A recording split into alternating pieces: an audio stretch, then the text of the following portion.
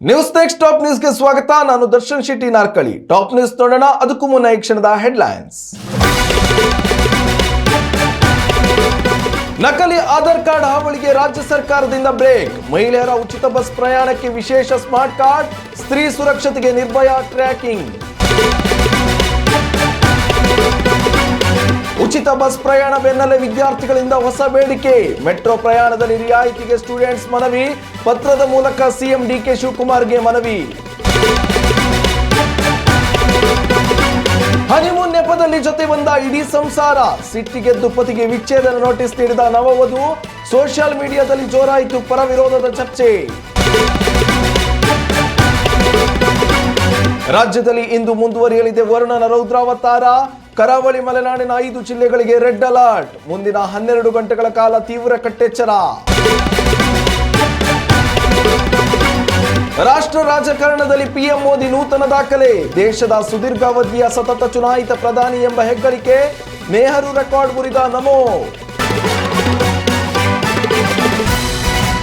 ರಾಜ್ಯ ಸರ್ಕಾರದ ಮಹತ್ವಾಕಾಂಕ್ಷೆಯ ಶಕ್ತಿ ಯೋಜನೆಗೆ ಸಾರಿಗೆ ಇಲಾಖೆಯು ಶೀಘ್ರದಲ್ಲೇ ಹೈಟೆಕ್ ರೂಪ ನೀಡಲಿದ್ದು, ಮಹಿಳೆಯರ ಉಚಿತ ಪ್ರಯಾಣಕ್ಕಾಗಿ ವಿಶೇಷ ಸ್ಮಾರ್ಟ್ ಕಾರ್ಡ್ಗಳನ್ನು ಪರಿಚಯಿಸಲು ಸಜ್ಜಾಗಿದೆ. ಇದುವರೆಗೆ ಆಧಾರ್ ಕಾರ್ಡ್ ತೋರಿಸಿ ಪ್ರಯಾಣಿಸುತ್ತಿದ್ದ ಸಾಂಪ್ರದಾಯಿಕ ಪದ್ಧತಿಗೆ ಇನ್ಮುಂದೆ ಬ್ರೇಕ್ ಬೀಳಲಿದ್ದು, ನಕಲಿ ಗುರುತಿನ ಚೀಟಿಗಳ ಬಳಕೆಯನ್ನು ತಡೆಯಲು ಸರ್ಕಾರ ಈ ಕ್ರಾಂತಿಕಾರಿ ನಿರ್ಧಾರ ಕೈಗೊಂಡಿದೆ. ನೂತನ ಸಾರಿಗೆ ಸಚಿವ ಬೈರತಿ ಸುರೇಶ್ ಅವರ ನೇತೃತ್ವದಲ್ಲಿ ನಡೆದ ಹಿರಿಯ ಅಧಿಕಾರಿಗಳ ಉನ್ನತ ಮಟ್ಟದ ಸಭೆಯಲ್ಲಿ ಈ ಮಹತ್ವದ ತೀರ್ಮಾನ ತೆಗೆದುಕೊಳ್ಳಲಾಗಿದೆ. ವ್ಯವಸ್ಥೆಯಲ್ಲಿ ಪಾರದರ್ಶಕತೆ ತರುವುದು ಮತ್ತು ಅರ್ಹ ಫಲಾನುಭವಿಗಳಿಗೆ ಮಾತ್ರ ಯೋಜನೆಯ ಲಾಭ ಸಿಗುವಂತೆ ಮಾಡುವುದು ಈ ಹೊಸ ಬದಲಾವಣೆಯ ಮುಖ್ಯ ಉದ್ದೇಶವಾಗಿದೆ. ಈ ನೂತನ ಬದಲಾವಣೆಯ ಅಡಿಯಲ್ಲಿ ರಾಜ್ಯದ ಅರ್ಹ ಮಹಿಳಾ ಪ್ರಯಾಣಿಕರಿಗೆ ಈ ಸ್ಮಾರ್ಟ್ ಕಾರ್ಡ್ಗಳನ್ನು ಸಂಪೂರ್ಣ ಉಚಿತವಾಗಿ ನೀಡಲಾಗುತ್ತದೆ. ಇದು ರಾಷ್ಟ್ರೀಯ ಸಾಮಾನ್ಯ ಚಲನಶೀಲತೆ ಕಾರ್ಡ್ ಮಾದರಿಯಲ್ಲಿದ್ದು, ಬಸ್ ಮಾತ್ರವಲ್ಲದೆ ನಮ್ಮ ಮೆಟ್ರೋ ಪ್ರಯಾಣಕ್ಕೂ ಬಳಸಬಹುದಾಗಿದೆ. ಈ ಕಾರ್ಡ್ಗಳು ಪುರುಷರಿಗೂ ಲಭ್ಯವಿದ್ದು, ಪುರುಷ ಪ್ರಯಾಣಿಕರು ನಿಗದಿತ ಹಣ ಪಾವತಿಸಿ ಈ ಕಾರ್ಡ್ ಪಡೆದು ಆನ್ಲೈನ್ ಮೂಲಕ ರಿಚಾರ್ಜ್ ಮಾಡಿಕೊಂಡು ಬಳಸುವ ಸೌಲಭ್ಯವಿರಲಿದೆ. ಕಾರ್ಡ್ಗಳು KYC ಹೊಂದಿರಲಿದ್ದು, ಕಂಡಕ್ಟರ್ಗಳು ATM ಯಂತ್ರದಲ್ಲಿ ಸ್ವೈಪ್ ಮಾಡಿದ ತಕ್ಷಣ ಸ್ವಯಂಚಾಲಿತವಾಗಿ ಟಿಕೆಟ್ ಜನರೇಟ್ ಆಗ್ತದೆ. ರಾಜ್ಯಾದ್ಯಂತ ಸುಮಾರು 3 ಕೋಟಿಗೂ ಹೆಚ್ಚು ಜನರಿಗೆ ಈ ಕಾರ್ಡ್ಗಳನ್ನು ವಿತರಿಸುವ ಬೃಹತ್ ಗುರಿ ಹೊಂದಲಾಗಿದ್ದು, ಇದಕ್ಕಾಗಿ ಜಾಗತಿಕ ಟೆಂಡರ್ ಕರೆಯಲಾಗುವುದು. ಆರಂಭದಲ್ಲಿ ಆಯ್ದ ಕೆಲವು ಪ್ರಮುಖ ಮಾರ್ಗಗಳಲ್ಲಿ ಪ್ರಾಯೋಗಿಕವಾಗಿ ಈ ವ್ಯವಸ್ಥೆಯನ್ನು ಜಾರಿಗೆ ತರಲಾಗುತ್ತದೆ. ಆ ನಂತರದ ಮುಂದಿನ 6 ರಿಂದ 8 ತಿಂಗಳ ಅವಧಿಯಲ್ಲಿ ರಾಜ್ಯದ ಎಲ್ಲಾ ಮಹಿಳಾ ಪ್ರಯಾಣಿಕರಿಗೆ ಹಂತ ಹಂತವಾಗಿ ಸ್ಮಾರ್ಟ್ ಕಾರ್ಡ್ ತಲುಪಿಸಲು ಇಲಾಖೆ ಯೋಜಿಸಿದೆ. ಉತ್ತಮ ಸಂಸ್ಕಾರಯುತ ಶಿಕ್ಷಣದೊಂದಿಗೆ VSS English medium CBSE school Udupi Muddur. ನರ್ಸರಿಯಿಂದ 10ನೇ ತರಗತಿವರೆಗೆ ಶಿಕ್ಷಣದ ಜೊತೆಗೆ 5 ರಿಂದ 10ನೇ ತರಗತಿವರೆಗಿನ ವಿದ್ಯಾರ್ಥಿನಿಯರಿಗೆ ಉತ್ತಮ ಹಾಸ್ಟೆಲ್ ಸೌಲಭ್ಯವೂ ಇದೆ.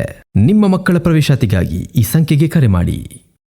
ರಾಜ್ಯದ ನೂತನ ಮುಖ್ಯಮಂತ್ರಿಯಾಗಿ ಅಧಿಕಾರ ವಹಿಸಿಕೊಂಡ ತಕ್ಷಣವೇ ವಿದ್ಯಾರ್ಥಿ ಸಮೂಹಕ್ಕೆ ಉಚಿತ ಬಸ್ ಪಾಸ್ ಭರ್ಜರಿ ಕೊಡುಗೆ ನೀಡಿದ್ದ ಸಿಎಂ ಡಿಕೆ ಶಿವಕುಮಾರ್ ಅವರಿಗೆ ಇದೀಗ ಸಿಲಿಕಾನ್ ಸಿಟಿಯ ಕಾಲೇಜು ವಿದ್ಯಾರ್ಥಿಗಳು ಮತ್ತೊಂದು ಹೈಟೆಕ್ ಬೇಡಿಕೆಯನ್ನು ಇಟ್ಟಿದ್ದಾರೆ. ರಸ್ತೆ ಸಾರಿಗೆಯ ಉಚಿತ ಪ್ರಯಾಣದ ಬೆನ್ನಲ್ಲೇ ನಮ್ಮ ಮೆಟ್ರೋ ಸಾರಿಗೆಯಲ್ಲೂ ವಿದ್ಯಾರ್ಥಿಗಳಿಗೆ ವಿಶೇಷ ರಿಯಾಯಿತಿ ದರದ ಪಾಸ್ ವ್ಯವಸ್ಥೆ ತರಬೇಕು ಎಂಬ ಹೊಸದೊಂದು ಮನವಿ ಸಲ್ಲಿಕೆಯಾಗಿದೆ. ಬೆಂಗಳೂರಿನಲ್ಲಿ ಹೆಚ್ಚುತ್ತಿರುವ ವಾಹನ ದಟ್ಟಣೆ ಹಾಗೂ ಸಮಯದ ಉಳಿತಾಯಕ್ಕಾಗಿ ದಿನನಿತ್ಯ ಸಾವಿರಾರು ವಿದ್ಯಾರ್ಥಿಗಳು ಮೆಟ್ರೋ ರೈಲುಗಳನ್ನೇ ನೆಚ್ಚಿಕೊಂಡಿದ್ದಾರೆ. ಆದರೆ ದೈನಂದಿನ ಪ್ರಯಾಣದ ವೆಚ್ಚ ಪೋಷಕರಿಗೆ ಹೊರೆಯಾಗುತ್ತಿರುವುದರಿಂದ ವಿದ್ಯಾರ್ಥಿ ಹಿತದೃಷ್ಟಿಯಿಂದ ಈ ಮನವಿ ಪತ್ರವನ್ನ ಮುಖ್ಯಮಂತ್ರಿಗಳಿಗೆ ತಲುಪಿಸಲಾಗಿದೆ. ಸಿಎಂ ಡಿಕೆ ಶಿವಕುಮಾರ್ಗೆ ಬೆಂಗಳೂರಿನ ವಿದ್ಯಾರ್ಥಿಗಳು ಸಲ್ಲಿಕೆ ಮಾಡಿರುವ ಮನವಿ ಪತ್ರದಲ್ಲಿ ಮೆಟ್ರೋ ಸಾರಿಗೆಗೆ ತಮಗೆ BMTC ಯಂತೆ ಸಂಪೂರ್ಣ ಉಚಿತ ಪ್ರಯಾಣದ ಸೌಲಭ್ಯ ಬೇಡ, ಬದಲಿಗೆ ಕನಿಷ್ಠ ದರದಲ್ಲಿ ಪ್ರಯಾಣಿಸಲು ವಿದ್ಯಾರ್ಥಿ ಪಾಸ್ ನೀಡಿದರೆ ಸಾಕು ಎಂದು ವಿದ್ಯಾರ್ಥಿಗಳು ಆಶಿಸಿದ್ದಾರೆ. ಮೆಟ್ರೋದಲ್ಲಿ ರಿಯಾಯಿತಿ ಪಾಸ್ ಸಿಕ್ಕರೆ ಬಹುತೇಕ ವಿದ್ಯಾರ್ಥಿಗಳು ತಮ್ಮ ಖಾಸಗಿ ದ್ವಿಚಕ್ರ ವಾಹನಗಳ ಬಳಕೆಯನ್ನು ಕೈಬಿಡ್ತಾರೆ. ಇದರಿಂದ ಸಿಲಿಕಾನ್ ಸಿಟಿಯ ರಸ್ತೆಗಳಲ್ಲಿ ಸಂಚಾರ ದಟ್ಟಣೆ ಹಾಗೂ ವಾಯು ಮಾಲಿನ್ಯ ಗಣನೀಯವಾಗಿ ತಗ್ಗಲಿದೆ. ರಸ್ತೆ ಪ್ರಯಾಣಕ್ಕೆ ಹೋಲಿಸಿದ್ರೆ ಮೆಟ್ರೋ ಸಂಚಾರ ಅತ್ಯಂತ ಸುರಕ್ಷಿತವಾಗಿದ್ದು, ವಿದ್ಯಾರ್ಥಿಗಳ ಅಪಘಾತ ಪ್ರಕರಣಗಳಿಗೆ ಬ್ರೇಕ್ ಹಾಕಬಹುದು. ಇದರೊಂದಿಗೆ ಮೆಟ್ರೋ ಪ್ರಯಾಣವು ದೈಹಿಕ ಮತ್ತು ಮಾನಸಿಕ ಆರೋಗ್ಯದ ಸುಧಾರಣೆಗೆ ಪೂರಕವಾಗಿದೆ ಎಂಬ IISc ವರದಿಯನ್ನು ವಿದ್ಯಾರ್ಥಿಗಳು ತಮ್ಮ ಪತ್ರದಲ್ಲಿ ಪ್ರಸ್ತಾಪಿಸಿದ್ದಾರೆ. ಸದ್ಯ ರಾಜ್ಯಾದ್ಯಂತ ಶಾಲಾ ಕಾಲೇಜು ವಿದ್ಯಾರ್ಥಿಗಳಿಗೆ ಉಚಿತ ಬಸ್ ಪಾಸ್ ವಿತರಿಸುವ ಸಿದ್ಧತೆಗಳು ಸಾರಿಗೆ ಇಲಾಖೆಯಲ್ಲಿ ಬಿರುಸಿನಿಂದ ಸಾಗುತ್ತಿವೆ. ಇದರ ಮಧ್ಯೆ ಬೆಂಗಳೂರಿನ ವಿದ್ಯಾರ್ಥಿಗಳ ಹಿತ ಕಾಯಲು ಸಿಎಂ ಡಿಕೆ ಶಿವಕುಮಾರ್ ಅವರು ಮೆಟ್ರೋ ಪ್ರಯಾಣದಲ್ಲೂ ವಿನಾಯಿತಿ ನೀಡುವ ಈ ಮತ್ತೊಂದು ಗುಡ್ ನ್ಯೂಸ್ ಪ್ರಕಟಿಸುತ್ತಾರೆ ಎಂಬುದನ್ನು ಕಾದು ನೋಡಬೇಕಿದೆ. ಹನಿಮೂನ್ ಎನ್ನುವುದು ಪ್ರತಿಯೊಬ್ಬ ನವದಂಪತಿಗಳ ಜೀವನದ ಅತ್ಯಂತ ಸುಂದರ ಮತ್ತು ಏಕಾಂತದ ಕ್ಷಣ. ಆದ್ರೆ ಉತ್ತರ ಪ್ರದೇಶದ ಮೀರತ್ನಲ್ಲಿ ನಡೆದ ವಿಚಿತ್ರ ಘಟನೆಯೊಂದರಲ್ಲಿ ಹನಿಮೂನ್ ಪ್ರವಾಸಕ್ಕೆ ಪತಿಯ ಇಡೀ ಕುಟುಂಬವೇ ಜೊತೆಯಾಗಿ ಬಂದಿದ್ರಿಂದ ಬೇಸತ್ತ ನವವಧು ಒಬ್ಬಳು ನೇರವಾಗಿ ವಿಚ್ಛೇದನಕ್ಕೆ ಅರ್ಜಿ ಸಲ್ಲಿಸಿ ಸದ್ದು ಮಾಡಿದ್ದಾಳೆ. ದೆಹಲಿ ಮೂಲದ ಯುವಕನೊಂದಿಗೆ ಸಾಂಪ್ರದಾಯಿಕವಾಗಿ ಅರೇಂಜ್ಡ್ ಮ್ಯಾರೇಜ್ ಮಾಡಿಕೊಂಡಿದ್ದ ಮೀರತ್ನ ಯುವತಿ ಮದುವೆಯ ನಂತರ ಪತಿಯೊಂದಿಗೆ ಪ್ರವಾಸಕ್ಕೆ ಹೋಗಲು ಸಕಲ ಸಿದ್ಧತೆ ಮಾಡಿಕೊಂಡಿದ್ಲು. ಹೊಸ ಜೀವನದ ಸುಂದರ ಕನಸುಗಳೊಂದಿಗೆ ವಿಮಾನ ನಿಲ್ದಾಣಕ್ಕೆ ಬಂದಿಳಿದ ವಧುವಿಗೆ ಅಲ್ಲಿ ಕಾದಿದ್ದು ಮಾತ್ರ ದೊಡ್ಡ ಶಾಕ್. ಏಕೆಂದ್ರೆ ಅಲ್ಲಿ ಕೇವಲ ಪತಿ ಮಾತ್ರ ಇರಲಿಲ್ಲ, ಬದಲಿಗೆ ಆತನ ತಂದೆ ತಾಯಿ, ಅಕ್ಕ ತಂಗಿಯರು ಸೇರಿದಂತೆ ಇಡೀ ಸಂಸಾರವೇ ಲಗೇಜ್ ಸಮೇತ ಪ್ರತ್ಯಕ್ಷವಾಗಿತ್ತು. ತನ್ನ ಹನಿಮೂನ್ ಪ್ರವಾಸವು ಫ್ಯಾಮಿಲಿ ಟ್ರಿಪ್ ಬದಲಾಗಿದ್ದಕ್ಕೆ ವಧು ಸ್ಥಳದಲ್ಲೇ ತೀವ್ರ ಆಕ್ಷೇಪ ವ್ಯಕ್ತಪಡಿಸಿದ್ದಾಳೆ. ಆದರೆ ಪತಿ ಮತ್ತು ಅತ್ತೆ ಮಾವಂದಿರು ಆಕೆಯ ಬೇಸರವನ್ನ ಗಂಭೀರವಾಗಿ ಪರಿಗಣಿಸದೆ ನಿರ್ಲಕ್ಷ್ಯ ಮಾಡಿದ್ದಾರೆ. ಇದರಿಂದ ಇಡೀ ಪ್ರವಾಸದ ಉದ್ದಕ್ಕೂ ಅಸಮಾಧಾನಗೊಂಡಿದ್ದ ವಧು ಪ್ರವಾಸ ಮುಗಿಸಿ ಮನೆಗೆ ಮರಳಿದ ತಕ್ಷಣವೇ ಕೌಟುಂಬಿಕ ನ್ಯಾಯಾಲಯಕ್ಕೆ ತೆರಳಿ ವಿಚ್ಛೇದನಕ್ಕೆ ಅರ್ಜಿ ಸಲ್ಲಿಸಿದ್ದಾಳೆ. ಸಾಮಾನ್ಯವಾಗಿ ವರದಕ್ಷಿಣೆ ಕಿರುಕುಳ, ಗೃಹ ಹಿಂಸೆ ಅಥವಾ ಹೊಂದಾಣಿಕೆಯ ಕೊರತೆಯಿಂದ ವಿಚ್ಛೇದನ ಕೋರುವುದು ಸಾಮಾನ್ಯ. ಆದರೆ ಹನಿಮೂನ್ಗೆ ಕುಟುಂಬಸ್ಥರು ಬಂದಿದ್ದನ್ನೇ ದೊಡ್ಡ ಕಾರಣವಾಗಿಸಿ ದಂಪತಿಗಳು ಕೋರ್ಟ್ ಮೆಟ್ಟಿಲೇರಿರುವುದನ್ನ ಕೌನ್ಸಿಲರ್ಗಳು ಹಾಗೂ ನ್ಯಾಯಾಧೀಶರು ದಂಗಾಗಿದ್ದಾರೆ. ಸದ್ಯ ಸಾಮಾಜಿಕ ಜಾಲತಾಣಗಳಲ್ಲಿ ಈ ಸುದ್ದಿ ಭಾರಿ ವೈರಲ್ ಆಗುತ್ತಿದ್ದು ನೆಟ್ಟಿಗರಲ್ಲಿ ದೊಡ್ಡ ಪರವಿರೋಧದ ಚರ್ಚೆಯನ್ನ ಹುಟ್ಟುಹಾಕಿದೆ. ಕೆಲವರು ವಧುವಿನ ಖಾಸಗಿತನದ ನಿರ್ಧಾರವನ್ನು ಬೆಂಬಲಿಸಿದ್ರೆ, ಇನ್ನು ಕೆಲವರು ಸಣ್ಣ ವಿಷಯಕ್ಕೆ ಸಂಸಾರ ಮುರಿಯುವುದು ಸರಿಯಲ್ಲ ಎಂದಿದ್ದಾರೆ. ಉತ್ತಮ ಸಂಸ್ಕಾರಯುತ ಶಿಕ್ಷಣದೊಂದಿಗೆ VSS English medium CBSE school Udupi Muddur.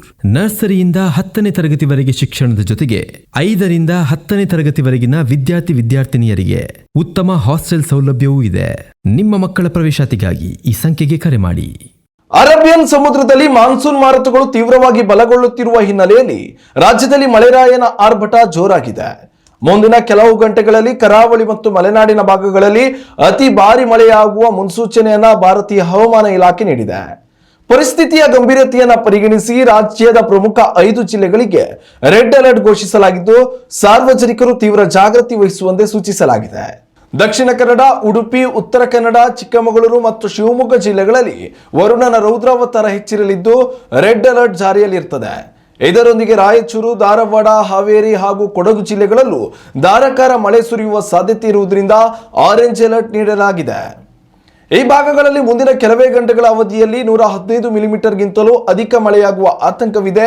ರಾಜಧಾನಿ ಬೆಂಗಳೂರಿನಲ್ಲಿ ಸದ್ಯಕ್ಕೆ ಯಾವುದೇ ಪ್ರಮುಖ ಅಲರ್ಟ್ ಇಲ್ಲದಿದ್ರೂ ವಾರಾಂತ್ಯದವರೆಗೆ ಮೋಡ ಕವಿದ ವಾತಾವರಣದೊಂದಿಗೆ ಹಗುರ ಮಳೆಯಾಗುವ ನಿರೀಕ್ಷೆ ಇದೆ. ವಾತಾವರಣದ ವೈಪರೀತ್ಯದಿಂದಾಗಿ ನಗರದ ಕನಿಷ್ಠ ತಾಪಮಾನವು 20 ಡಿಗ್ರಿ ಸೆಲ್ಸಿಯಸ್ಗೆ ಕುಸಿಯಲಿದ್ದು ಸಂಚಾರ ದಟ್ಟಣೆ ಉಂಟಾಗಬಹುದು ಎಂದು ಪೊಲೀಸರು ಮುನ್ನೆಚ್ಚರಿಕೆ ನೀಡಿದ್ದಾರೆ. ಅತಿ ಹೆಚ್ಚು ಮಳೆಯಾಗುವ ಮುನ್ಸೂಚನೆ ಇರುವುದರಿಂದ ನದಿ ಪಾತ್ರದ ಹಾಗೂ ತಗ್ಗು ಪ್ರದೇಶಗಳ ನಿವಾಸಿಗಳು ಸುರಕ್ಷಿತ ಸ್ಥಳಗಳಿಗೆ ಸ್ಥಳಾಂತರಗೊಳ್ಳಲು ಸ್ಥಳೀಯ ಆಡಳಿತ ಸೂಚಿಸಿದೆ. ನಿರಂತರ ಮಳೆಯಿಂದಾಗಿ ವಿದ್ಯುತ್ ಸಂಪರ್ಕ ಹಾಗೂ ರಸ್ತೆ ಸಾರಿಗೆಯಲ್ಲಿ ವ್ಯತ್ಯಯ ಉಂಟಾಗುವ ಸಾಧ್ಯತೆ ಇದೆ. ಹಾಗಾಗಿ ಸಾರ್ವಜನಿಕರು, ವಿಶೇಷವಾಗಿ ಪ್ರವಾಸಿಗರು ಮುಂದಿನ 2 ದಿನಗಳ ಕಾಲ ತಮ್ಮ ಅನಗತ್ಯ ಪ್ರಯಾಣಗಳನ್ನು ಮುಂದೂಡುವುದು ಜಾಣತನ. ಹವಾಮಾನ ಇಲಾಖೆಯ ಅಧಿಕೃತ ಮಾರ್ಗಸೂಚಿಗಳನ್ನು ಕಡ್ಡಾಯವಾಗಿ ಪಾಲಿಸಿ ಸುರಕ್ಷಿತವಾಗಿರಲು ಕೋರಲಾಗಿದೆ. ಭಾರತದ ರಾಜಕೀಯ ಇತಿಹಾಸದಲ್ಲಿ ಪ್ರಧಾನಿ ನರೇಂದ್ರ ಮೋದಿ ಹೊಸದೊಂದು ಮೈಲಿಗಲ್ಲು ಸ್ಥಾಪಿಸಿದ್ದಾರೆ. ಕೇಂದ್ರದಲ್ಲಿ ಸತತ 12 ವರ್ಷಗಳ ಯಶಸ್ವಿ ಆಡಳಿತವನ್ನ ಪೂರೈಸುವ ಮೂಲಕ ದೇಶದ ಇತಿಹಾಸದಲ್ಲೇ ಅತ್ಯಂತ ಸುದೀರ್ಘ ಅವಧಿಗೆ ಸತತವಾಗಿ ಅಧಿಕಾರದಲ್ಲಿರುವ ಚುನಾಯಿತ ಪ್ರಧಾನಿ ಎಂಬ ಹೆಗ್ಗಳಿಕೆಗೆ ಅವರು ಪಾತ್ರರಾಗಿದ್ದಾರೆ. 2014 ಮೇ 26ರಂದು ಮೊದಲ ಬಾರಿಗೆ ದೇಶದ ಚುಕ್ಕಾಣಿ ಹಿಡಿದ ಮೋದಿಯವರು 2019 ಮತ್ತು 2024ರ ಸಾರ್ವತ್ರಿಕ ಚುನಾವಣೆಗಳಲ್ಲಿ ಭರ್ಜರಿ ಜಯಗಳಿಸಿ ಪ್ರಸ್ತುತ 3ನೇ ಅವಧಿಗೆ ದೇಶವನ್ನ ಮುನ್ನಡೆಸುತ್ತಿದ್ದಾರೆ. ಭಾರತದ ಮೊದಲ ಪ್ರಧಾನಿ ನೆಹರು ಅವರು ದೀರ್ಘಕಾಲ ಪ್ರಧಾನಿಯಾಗಿದ್ದರೂ ಕೂಡ ದೇಶದ ಮೊದಲ ಸಾರ್ವತ್ರಿಕ ಚುನಾವಣೆ ನಡೆದದ್ದು 1951-52ರಲ್ಲಿ. ಇಂದಿರಾ ಗಾಂಧಿ ಅವರು 16 ವರ್ಷ ಆಡಳಿತ ನಡೆಸಿದ್ದರೂ ಅದು ಬೇರೆ ಬೇರೆ ಅವಧಿಗಳಾಗಿದ್ದವು. ಹೀಗಾಗಿ ಸತತವಾಗಿ ದೀರ್ಘಕಾಲ ದೇಶವನ್ನ ಮುನ್ನಡೆಸಿದ ಚುನಾಯಿತ ಪ್ರಧಾನಿ ಎಂಬ ದಾಖಲೆ ಈಗ ಮೋದಿಯವರ ಹೆಸರಿಗೆ ದಾಖಲಾಗಿದೆ. ಮೋದಿಯವರ ಈ 12 ವರ್ಷಗಳ ಸುದೀರ್ಘ ಪಯಣದಲ್ಲಿ ಭಾರತವು ಜಾಗತಿಕ ಮಟ್ಟದಲ್ಲಿ ಬಲಿಷ್ಠ ಆರ್ಥಿಕ ಶಕ್ತಿಯಾಗಿ ಹೊರಹೊಮ್ಮಿದೆ.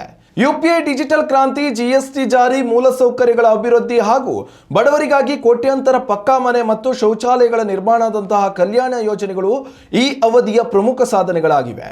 ಇದರೊಂದಿಗೆ ರಕ್ಷಣಾ ವಲಯದಲ್ಲಿ ಭಾರತದ ಸಿದ್ಧಾಂತವನ್ನು ಮರುರೂಪಿಸಿ ಗಡಿ ಭದ್ರತೆಯನ್ನು ಮತ್ತಷ್ಟು ಬಲಪಡಿಸಲಾಗಿದೆ.